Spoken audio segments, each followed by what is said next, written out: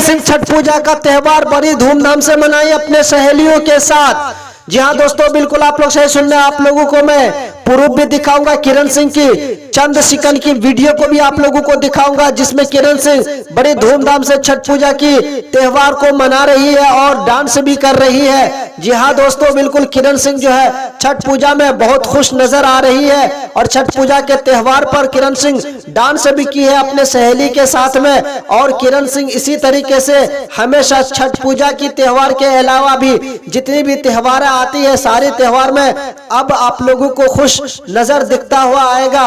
और किरण सिंह को खुश रहना भी चाहिए, क्योंकि जिंदगी में कब तक अपने गमों में डूब के रहेगा इंसान। अगर अपने गम में ही डूब के रहेगा तो फिर जिंदगी में कभी कामयाबी की ओर नहीं जा सकता।